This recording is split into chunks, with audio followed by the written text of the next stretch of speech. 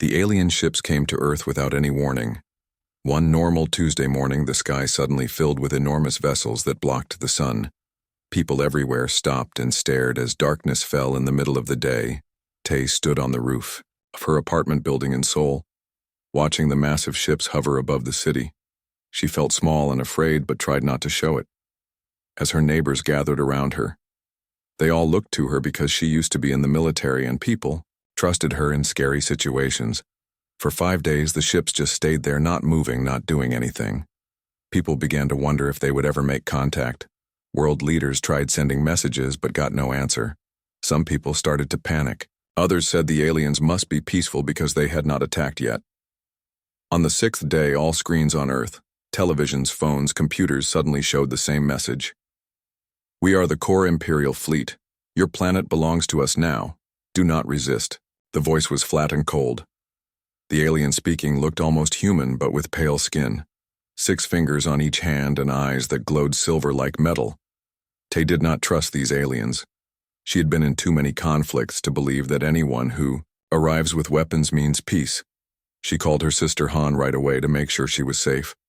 Han worked as a doctor at the city hospital and told Tay the emergency room was full of people who had hurt themselves. Panicking, the Korra ships landed. In every major city on Earth, they sent out soldiers who looked just like the one on the message, tall, pale, 6-fingered with those strange silver eyes. They did not attack people, but they took over government buildings and military bases. No human weapons seemed to work against them. Many humans fought back at first, but their guns and bombs did nothing against the Korra shields. After a few days of failed attacks, most people stopped fighting. The aliens announced that humans could continue their normal lives as long as they obeyed Korra rules and gave them what they wanted. What they wanted seemed simple at first: water, minerals, certain plants, nothing that would destroy Earth completely. Most world leaders advised cooperation, they said. Fighting would only get more people killed. Tay did not like it, but even she had to admit that surrender seemed like the only option that made sense. Tay got a new job working security at meetings between human leaders and the Korra she did not trust, the aliens, but she wanted to learn more about them. She noticed they never showed emotions, they never smiled or got angry or seemed happy or sad. They just stated facts and gave orders. One day, while guarding a meeting room door, Tay overheard something that made her blood feel like ice. The Korra were talking among themselves, not knowing she could hear them. "Humans are responding well to the compliance testing." One said, "The psychological breaking point experiments will begin next phase." Another replied, "These creatures are similar to the ones from the NEV system. We should get good data." Tay realized with horror that the Korra saw humans as test subjects, not as people worthy of respect. She wanted to run into the room and confront them, but she knew that would only get her killed instead. She recorded their words on her phone and sent the recording to Han and some friends she trusted.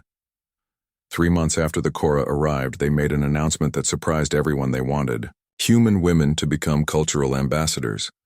They said these women would learn Korra ways and help humans understand their new rulers better. They requested doctors, teachers, mothers, young women, old women, thousands of them from every major city. Han's hospital selected her to go. She was excited, thinking this might be a chance for real communication between species. Tay begged her not to go. She shared the recording and her fears. But Han said if the Korra were planning something bad, she wanted brave people on the inside who could report back. She hugged Tay and promised to send secret messages if she saw anything wrong. All across Earth, women said goodbye to their families and went to the Korra ships they were told to pack for a 2-week training program. Many went, hopefully believing this might be the start of better relations between humans and aliens. Tay watched the news showing lines of women entering the massive ships, her stomach tight with worry. 1 day passed, then 2, then a week. No messages came from inside the ships. Families began to ask questions, but Korra officials just said training was intensive and communication would be allowed soon. 2 weeks passed and still no word. Governments began to demand answers. Finally, after 3 weeks, the Korra governor for East Asia called a press conference. Tay watched on television as the tall alien stood before human reporters, its silver eyes showing no emotion at all. "The women have served their purpose," the governor said. In that flat voice, "Their biological material has been processed. They are no longer functional." The room exploded with questions, but Tay could not hear them over the roaring in her ears. Biological material processed her sister Han was not coming. Home, none of the women were coming home. The Korra had killed them all, not in battle, not in self-defense, but in cold blood as test subjects. Reports came in from around the world, all saying the same thing. Thousands of women gone all at once. Mothers, daughters, sisters, friends, all dead. The Korra seemed confused by the human outrage when pressed for explanation. Their governor simply said the research was necessary and efficient resources must not be wasted. That night, Tay sat alone in her apartment, looking at a photo of her and Han taken last summer. They were laughing at a beach party. Han had always been the kind one, the one who believed people were good. Deep down, Tay wondered what her sister thought in her final moments when she realized the Korra had no goodness in them at all. Something cold and hard formed in Tay's chest. It was not just sadness. It was not just anger. It was something new. Something that would never go away. The Korra had made a terrible mistake. They thought killing human women would frighten other humans into becoming more obedient instead. It united humans in a way nothing else could have done. Tears fell onto the photo as Tay's phone buzzed with a message from a number she did not know. It said only the resistance. Meets tonight, bring weapons. Tay wiped her eyes and stood up. The Korra thought they understood humans. They thought they knew what humans would do when threatened, but they were wrong. Humans were not just test subjects. Humans were dangerous, especially when protecting those they loved. The Korra had killed the wrong women. They had awakened something they could not understand. Tay put on her old military jacket and checked the hidden gun she kept for emergencies as she left her apartment. She looked once more at Han's photo. The Korra wanted data on human breaking points. They were about to learn that some things, when broken, become weapons. 6 months after the Korra invaded Earth, everything had changed. Tay no longer led just one small resistance cell. She now commanded an entire network of fighters across Asia. The resistance had grown from scattered angry people into an organized force in the mountain base that served as their headquarters. Tay stood before a large map showing Korra installations across the continent. Red pins marked destroyed facilities. Green pins showed active targets. The map had more red pins every week. It gave her a fierce satisfaction to see their progress. What began as our greatest weakness has become our greatest strength, Jun said as he joined her at the map. He looked different now, thinner, harder. His eyes always tired behind his glasses, but his mind remained sharp, constantly finding new ways to fight. The Korra Tay looked at him curiously. What do you mean, our greatest weakness? She asked. Jun pointed to a captured Korra device sitting on the table next to them. They rely completely on their technology, he explained. When that technology fails, they have no backup plan. No manual systems, nothing. This discovery had transformed the resistance strategy. At first they tried to steal Korra weapons to fight back, but now they focused on disabling Korra technology instead by targeting power sources, communication networks, and security systems. They could make the aliens vulnerable.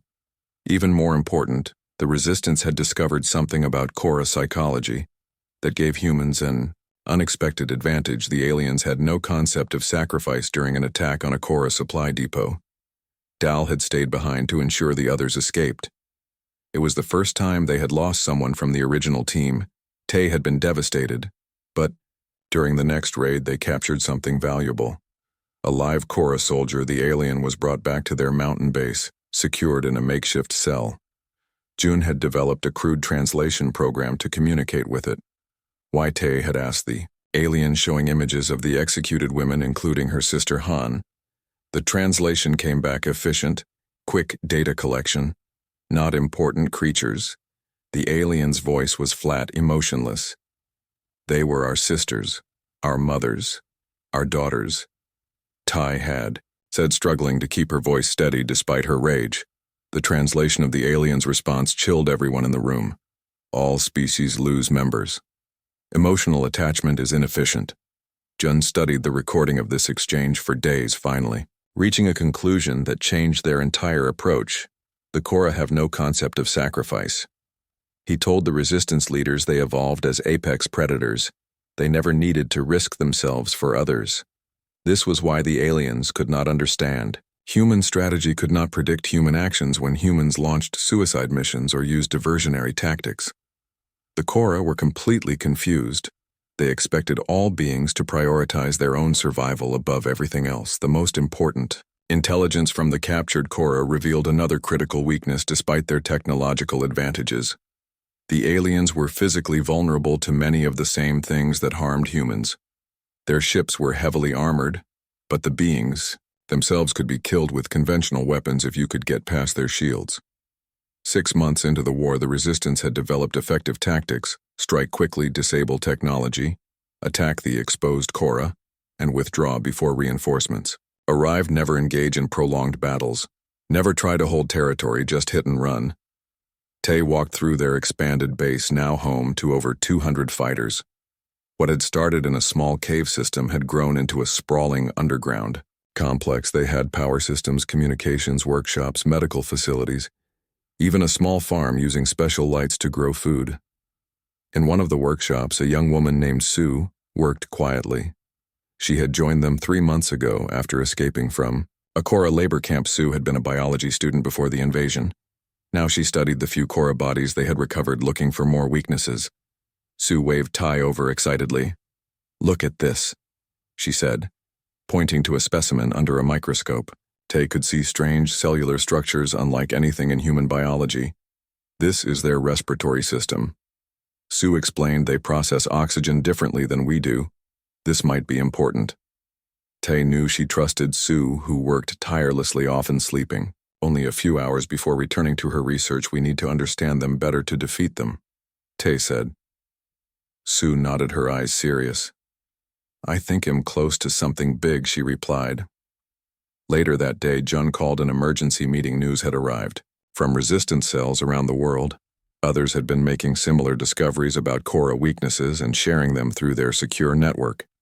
In North America, fighters had destroyed 17 major Korra installations in a single day. In Africa, resistance forces had captured and now controlled territory the size of Kenya.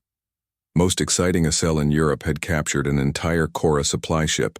The ship contained not just weapons, but data, vast amounts of information about Korra biology, technology, and even their homeworld. Jun projected images onto the wall of their meeting room. The Korra come from a planet with higher gravity, denser atmosphere, and much less biological diversity than Earth, June explained. "This is why they struggle. Here they have no natural defenses against our environment." This matched what Sue had been discovering in her research.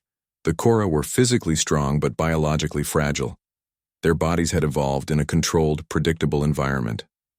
Earth, with its millions of species of bacteria, viruses, insects, and varying climate conditions, was hostile to them in ways they had not anticipated. For the first time, Tay allowed herself to believe they might actually win this war. The aliens had superior technology, yes, but they had fundamental weaknesses that humans could exploit. They did not understand sacrifice. They could not adapt quickly. They had no experience with defeat. Tay gathered her top commanders to develop new strategies based on this. "Intelligence, we need to coordinate our attacks," she told them. "Make them fight on multiple fronts, force them to spread their resources." Thin, the Korra thought in straight lines. They could not handle chaos or unpredictability. Meanwhile, Sue continued her research with renewed enthusiasm. The biology samples from the captured ship gave her more to work with than ever before. She barely left her lab for days, emerging finally with bloodshot eyes but a triumphant expression. "I found something," she told Tay. "The Korra have no natural immunity to Earth bacteria. They protect themselves with antibiotic fields generated by devices on their ships and bases. If we can disable those fields, they would be exposed to our microbial environment.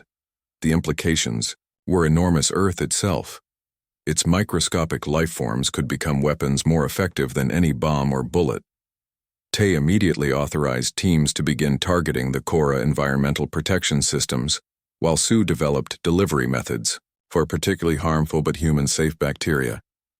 That night, Tay found June working late as usual, analyzing Korra communication patterns. "Do you think they regret coming here?" she asked him. June looked up from his screens. "I don't think they're capable of regret." He said, "They don't understand emotions the way we do. They understand success and failure, efficiency and inefficiency, but not regret." Jun paused, his hands hovering over his keyboard. "But they're definitely capable of failure." he added with a small smile, and we're going to make sure they experience a lot of it. Tay nodded, looking at the map with its growing number of red pins. The Korra had come to Earth, expecting an easy conquest. They had killed thousands of women, including her sister, Han, thinking it would make humans easier to control instead. They had created millions of determined enemies who would never give up. The resistance was no longer just fighting for survival. They were fighting for justice, for the memory of those who had been treated as mere specimens by the Korra. And in that fight, humans had advantages the aliens could never understand. Determination, sacrifice, love, and now, knowledge of the enemy's greatest weakness. Sue appeared at the door of the communications room, her face glowing with excitement. "I need volunteers," she said, her voice urgent. "I think I can make a weapon that targets their respiratory system. If it works, we could disable entire Korra bases without firing a single shot." Looking at Sue's eager face and Joan's tired but determined eyes, Tay felt something she had not experienced since before the invasion. Hope not just for survival but for victory. The Korra had made one fatal mistake. They had judged humanity by their own standards, and they were about to learn just how wrong they had been. 1 year after the Korra invasion began, the global resistance had transformed into something no one could have imagined at the start. What had been small, scattered groups fighting with stolen weapons and desperate courage was now an organized army. With a command structure, bases around the world, and a growing arsenal of adapted alien technology, Tay had been promoted to general, now commanding the Asian Alliance, one of 5 major resistance forces that coordinated their efforts worldwide. Her mountain base had expanded again, now housing over 500 fighters, engineers, scientists, and support staff. The narrow tunnels had been widened into proper halls and chambers with power, running water, and advanced communications. In the main command center, Tai stood with Jun and other leaders, looking at holographic displays showing Korra positions worldwide. The aliens still controlled major cities and had overwhelming firepower, but the balance was shifting day by day. Former military personnel from countries around the world had joined the resistance, bringing training, discipline, and tactical knowledge. Scientists and engineers who once built smartphones and car engines now worked to understand and adapt Korra technology. The human capacity for learning and innovation was proving to be their greatest weapon. Sue had become one of their most valuable assets. Her small biology lab had grown into a full research facility with 20 scientists working under her direction. Her discovery about Korra vulnerability to Earth bacteria had been a breakthrough, but she hadn't stopped there. "General Tay, we need to talk," Sue said, entering the command center. Her face serious but excited, Tay could tell she had made another discovery. Sue never called her general unless it was something important. In a private meeting room, Sue spread diagrams and test results on the table.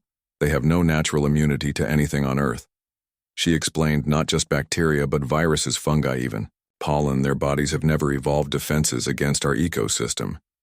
Tay leaned forward, studying the complex charts. "Their environmental shields are the only thing protecting them," she said. Sue nodded. "Exactly, and we've already learned how to disable those shields temporarily."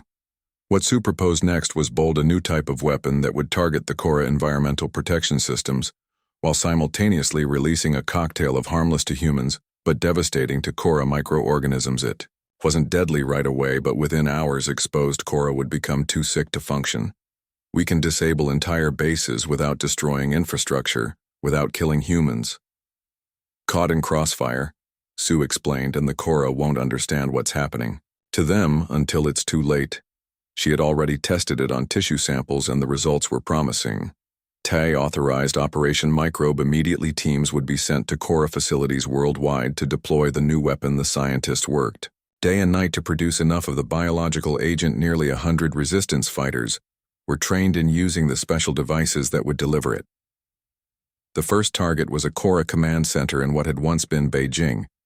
The aliens had taken over the entire government district, converting gleaming office buildings into their regional headquarters. Thousands of human prisoners worked there under guard, producing supplies for the Korra occupation forces. Dal, now a resistance captain, would lead the mission. Her team consisted of 30 fighters, all carrying the new biological weapons disguised as ordinary maintenance workers. They would infiltrate the facility, plant the devices, and escape before the effects became noticeable. Tay wanted to go too. She missed field operations, but her role as general kept her at the base instead. She monitored the operation from the command center, listening to encrypted communications, watching drone footage of the target site. Her heart pounding with each update. "We are in position," Dal reported, her voice calm. Despite the danger devices planted in environmental control systems, main building, secondary buildings, and barracks, she and her team had moved efficiently through the facility using forged identification the Cora had, becoming increasingly reliant on human workers, which made infiltration easier. Now came the hard part. Retreat before the devices activated, before the Cora realized they had been compromised. Tai watched the small dots on her screen representing Dal's team move toward extraction points. 3 teams, 30 people, all needed to get out safely. Extraction complete. Dal finally reported all teams accounted for, no casualties. "We are returning to base," Tai allowed herself to breathe again. Now they would wait. The results exceeded their wildest expectations. Within 12 hours, the Beijing command center stopped. All communications drone footage showed Cora soldiers collapsing, unable to function their systems, overwhelmed by organisms their bodies had never encountered before. Human prisoners reported that guards simply fell ill, suddenly unable to stand or breathe properly. Most importantly, no humans were harmed. The microorganisms Sue had selected affected only Cora biology. For the first time, the Resistance had found a weapon that gave them a clear advantage. The operation was repeated at Cora bases worldwide, with similar results. In the first wave of attacks, 27 major installations fell. Without a single shot fired, the aliens had no defense against Earth's microscopic life. Suddenly, their superior technology meant nothing in the face of basic biology. The Cora response was immediate and desperate. They withdrew their forces from ground installations, retreating to their ships where they could maintain sterile environments. They abandoned smaller outposts, entirely consolidating their forces in a few heavily protected locations. For the first time since their arrival, the Cora attempted to negotiate with humans. The governor requested a meeting with resistance leaders, including Tai. The meeting was set for neutral ground, a platform constructed in international waters. "Be careful," Jun warned as Tai prepared to depart. This could be a trap. His face was lined with worry. They had become close over the past year, sharing the burdens of leadership, finding comfort in each other's strength. "Or it could be surrender," Tai replied, checking her weapons one last time.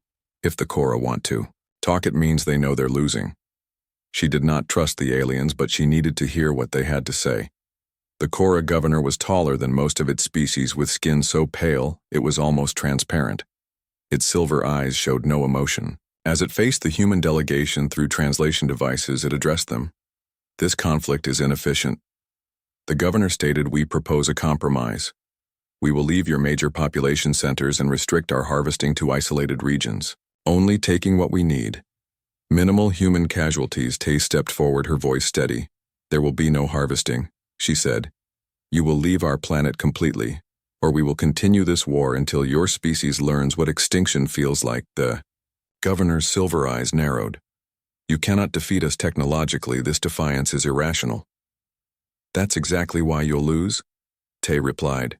"You keep expecting rational behavior from a species fighting for its loved ones." The negotiations failed as Tai had expected. The Cora could not comprehend that humans would accept no solution that involved continued alien presence on Earth. They could not understand fighting for principle rather than advantage. But the meeting served another purpose. It showed the entire human resistance that the Cora could be forced to the table. They weren't invincible. They could be beaten. It was a powerful symbol that gave new energy to the fight. Tai's helicopter returned to base. She received amazing news. Resistance forces in Europe had captured 3 more Cora ships. These were not small vessels, but major transport crafts with advanced technology and rich databases. The intelligence teams were already extracting information. Jun met her as she landed, his face glowing with excitement. "We found something," he said, "that changes everything." He led her quickly to the command center, where analysts were projecting images from the captured ship's data. Inside one of the vessels, they found information that no one had expected: the location of the Cora mothership, the massive vessel that coordinated the entire invasion fleet. It remained in high Earth orbit, acting as command center and headquarters for the Korra High Command. If we could destroy it, Jun said the remaining forces would be cut off, unable to coordinate. This could end. The wardie stared at the images of the enormous ship, thinking of her sister Han, of all those who had died in this war, of the possibility that it might actually end. Victory had seemed impossible a year ago. Now it was within reach. On screens throughout the command center, Tay watched live footage of Korra ships rising from Earth-breaking orbit to join protective formations around their mothership. The aliens were retreating, consolidating their forces, pulling back from the planet they had failed to conquer. We need a plan. Tay said, her mind already racing. How do we reach a ship in orbit? Her voice was steady, but her heart pounded with excitement and determination. This was what they had fought for, what Han and countless others had died for, the chance to drive the invaders from Earth forever. Sue joined them, her eyes bright with possibility. I think I know a way, she said. 18 months after the Korra invasion began, humanity prepared for its most daring operation. The mothership attack. The resistance had grown strong, fighting back against the alien forces and pushing them off Earth. Now they aimed for the heart of the enemy, the massive command ship that controlled the entire Korra fleet, in the main war room deep inside the mountain base. Tai stood before 200 resistance leaders from around the world. The room was packed with battle-hardened fighters, scientists, engineers, and strategists, all focused on the holographic display, showing the Korra mothership orbiting Earth. According to intelligence we gathered from captured Korra vessels, the mothership houses their high command and coordinates all invasion forces, Tai explained. If we can destroy it, the remaining Korra will be cut off and vulnerable. We can end this war once and for all. The question was how to reach the mothership. Conventional rockets would be detected and destroyed long before reaching orbit. The resistance had captured several smaller Korra vessels, but none capable of traveling through space. A direct assault seemed impossible. Jun stepped forward, his thin face serious, but his eyes bright with possibility. I think I have a solution, he said. We don't need to reach orbit conventionally. He pointed to a section of the hologram showing the interior layout of the mothership. The Korra use quantum teleportation to move between their ships. He explained, if we can capture an intact teleportation chamber and decrypt their targeting systems, we can send a team directly to the mothership. The room erupted in discussion, some leaders excited, others skeptical. Teleportation was the most advanced Korra technology they had encountered, far beyond human understanding. Jun admitted the risks were enormous. A slight error in targeting could send the team into space or materialize them inside a solid wall, but it was their only chance. Tay listened to all arguments before making her decision. We will proceed with this plan. She said, it is risky, yes, but not as risky as allowing the Korra to regroup and resume their invasion. Jun will lead the technical team preparing the teleporter. We need a strike force. Tai continued looking. Around the room, our best fighters, most adaptable, most determined. The mothership will be heavily defended, and unlike our previous missions, there will be no quick escape. I will lead this mission myself, Tai stated when others objected. Generals belonged at command centers, not on the front lines. She simply said, I started this fight for my sister Han. I need to see it through. She had earned enough respect that no one argued further. A strike team of 50 was assembled over the next week, the best fighters from resistance cells worldwide. Among them was Dal, who had been with Tay since the beginning, and Sue, whose biological weapons had turned the tide of the war. Sue insisted on joining, despite having no combat experience. We don't know what well. Find aboard their command ship. Sue argued, I need to be there to identify biological threats or opportunities. Her knowledge might prove crucial for the final mission. Meanwhile, smaller teams embarked on a crucial preliminary mission, capturing an intact Korra teleportation chamber. 3 attempts failed with heavy casualties before a 4th team in Mongolia successfully secured a facility with minimal damage to the critical equipment. Jun and his engineers worked day and night to understand the alien technology.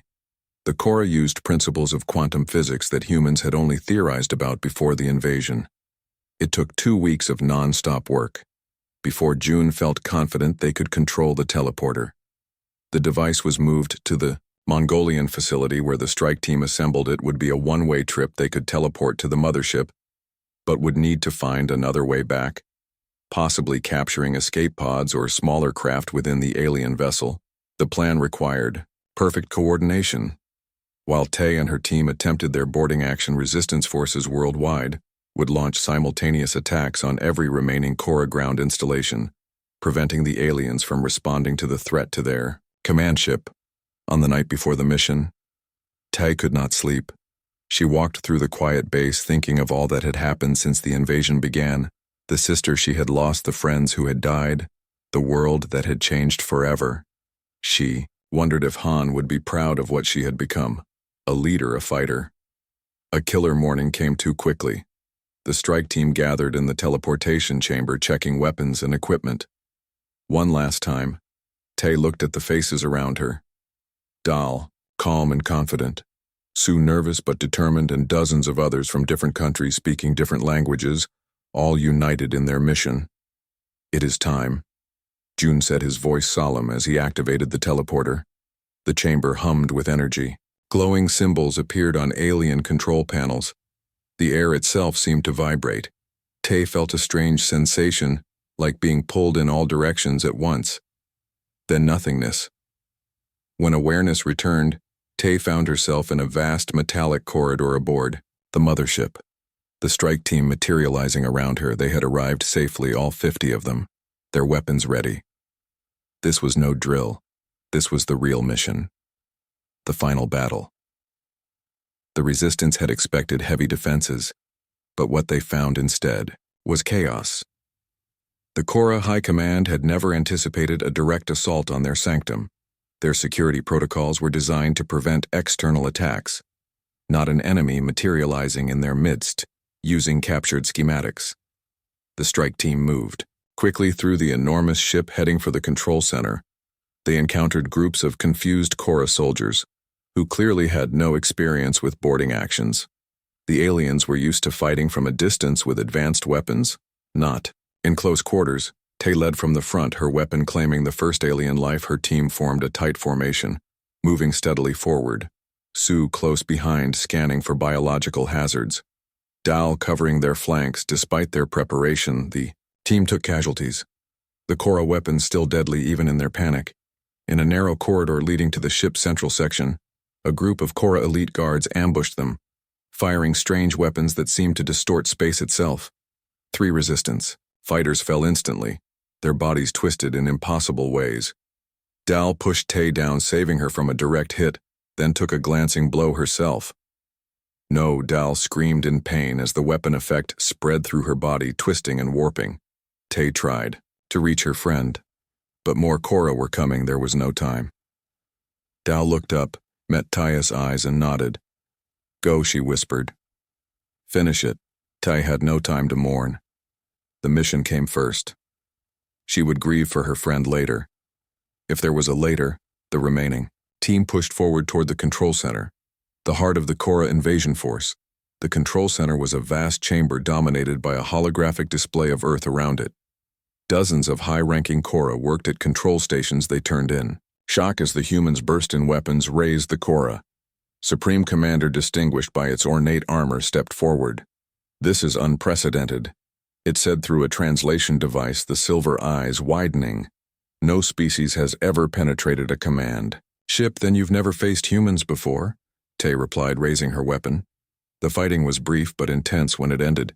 The control center was in human hands, but only 27 of the original 50 strike team members remained. Sue immediately began working with Jun via radio to access the ship's systems. We can't just destroy it. Sue explained, this ship controls their entire fleet. If we destroy it, their ships will default to autonomous mode and likely attack Earth indiscriminately. Instead, they formulated a new plan. Using the command systems, they would issue orders to the entire Korra fleet. Full retreat.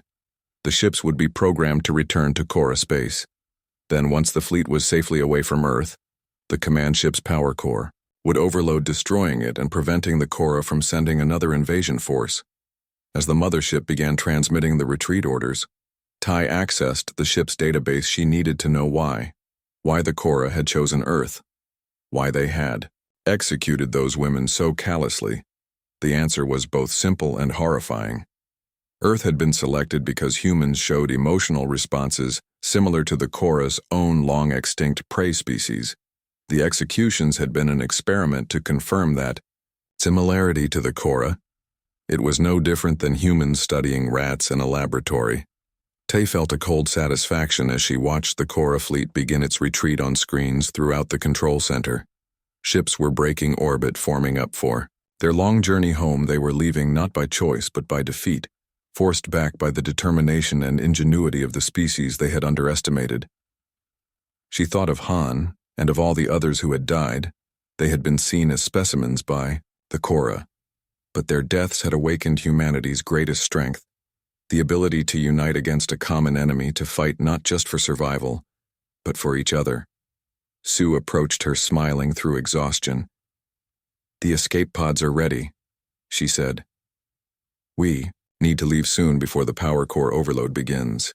They had set the ship systems to self-destruct once the last Korra vessel was beyond Mars orbit as they prepared to leave. Ty took one last look at the command center where the war had finally ended. "Do you think they'll come back?" Sue asked as they strapped into an escape pod, looking at Earth below them, blue and beautiful. Ty felt something she had not felt since before the invasion piece. "If they do," she said, "they'll find us ready. And this time will be the ones they fear." The pod detached from the doomed mothership, carrying the heroes of humanity back to the world they had saved. Earth was battered, but unbroken, its people. 3 weeks after the Korra killed thousands of women, Earth was changing. The aliens expected humans to become more afraid. Instead, they became more angry. Tay found herself in the middle of this anger, now part of a growing resistance movement. The first meeting Tay attended was in an old basement under a closed restaurant. 20 people gathered there in darkness.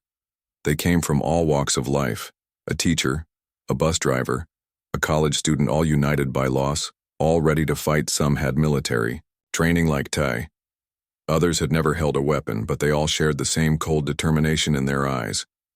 A man named Jun ran the meeting. He was tall and thin, with glasses that kept sliding down his nose before the invasion. He had been a software engineer, now he was a resistance leader. His wife had been among the women taken by the Korra. Jun spoke in a calm, quiet voice that somehow made his words more powerful. "We cannot match their technology," Jun said, "but we can be smarter. We can be more determined. We can make them regret ever coming to our planet." He pulled out a device that looked like a mix between a phone and a small computer. "This is Korra tech. We stole it last week." "I'm learning how they communicate." Tay was impressed. Jun had already been taking action while others were still in shock. Each person in the room introduced themselves and stated what skills they could offer. Ty told them about her military background and her job as security at Korra meetings. They immediately asked her to train others in combat and to gather information. Over the next 2 weeks, Ty's group grew from 20 to 30 members. They moved their base to an abandoned mining complex in the mountains outside Seoul.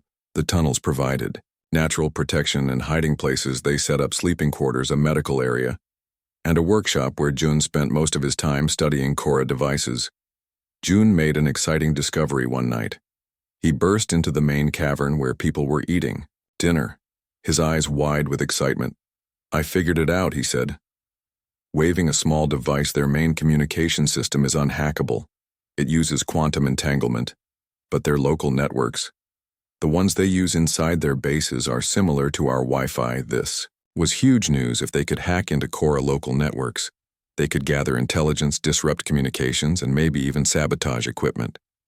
Ty immediately called the leadership together to plan their first major operation. Satellite images showed a Korra facility on the outskirts of Seoul. It was smaller than their main base, but intelligence suggested it was important. Jun identified it as a processing center where the aliens studied human genetic material. This was where they took samples from the murdered women. The thought made Tay's blood boil. This would be their target, not just for strategic reasons, but for revenge. The resistance needed a victory. They needed to show both humans and Korra that Earth would not be taken without a fight. Tay spent days training her strike team. They practiced in the woods using paintball guns to simulate combat. A woman named Dal, who had been a professional athlete before the invasion, proved especially skilled. She moved silently and shot with deadly accuracy. Tay put her in charge of a second team, Jun, and his tech people created devices that could temporarily disable Korra security systems. They only had enough parts to make 3 devices, and they would only work for about 7 minutes each. They had to time their attack perfectly. The night before the mission, Tay could not sleep. She lay on her thin mattress staring at the cave ceiling. Thinking of Han, would her sister approve of what she was about to do? Han had always been gentle, always looking for peaceful solutions. But the Korra had not given peace a chance. They had taken it off the table when they murdered thousands of innocents. "We attack at dawn," Tay told her team as they gathered in the pre-dawn darkness. 40 people armed with a mix of human weapons and a few stolen Korra devices. They had 3 trucks painted to look like delivery vehicles. The plan was simple. June would use his hacking device to blind the facility security. Then 3 teams would enter from different points. T would lead the main assault team. Their job was to destroy the laboratory and all research material. Dal would take her team through the east entrance, looking for any human prisoners who might still be alive, though they feared there would be none. A third team, led by a former demolitions expert, would plant explosives throughout the facility. June sat in one of the trucks, his fingers flying over his device. "Ready? All systems go," he said finally, his voice tight with tension. 3 trucks sped down the mountain road toward the Korra facility. They parked half a kilometer away and approached on foot. June activated his device and gave them the signal. "Security is down. You have 7 minutes. Go, go, go." Tay waved, her team forward, their hearts pounding. The facility had minimal guards. The Korra were so confident in their technology, they never expected anyone could bypass it. Tay and her team moved quickly through the halls, following the map Jun had created. From satellite images, they encountered 2 Korra soldiers and took them down with silent shots. The main laboratory was exactly where intelligence said it would be, a large white room filled with strange equipment and containers. Tay felt sick when she saw what was inside the containers: tissue samples, organs, blood, all labeled in both Korra language and English. One container caught her eye. It held a human brain, preserved in clear liquid. The label read "Specimen 1457. Han Tai nearly collapsed at the sight of her sister's name, but there was no time for grief. The mission came first. She had to keep moving. Her team placed explosives around the lab, photographed documents, and stole data drives, anything that might help them understand the enemy and plan future attacks. Dal radioed that her team had found no living prisoners, but had discovered a room full of records detailing the executions. They took what they could carry. 6 minutes after entering the facility, Tay's radio crackled, with Yun's urgent voice: "Security systems rebooting, get out. Now you have less than 60 seconds. Everyone moved quickly toward the exits, carrying their stolen intelligence. Tay was the last to leave, making sure all her people got out safely. As she ran down the final hallway, alarm lights began flashing. The Korra were regaining control. She sprinted toward the exit, heart hammering in her chest. All 3 teams made it to the trucks and sped away as the first Korra ships appeared in the sky above the facility. They drove to a pre-arranged viewing point 2 kilometers away and watched as the explosives detonated.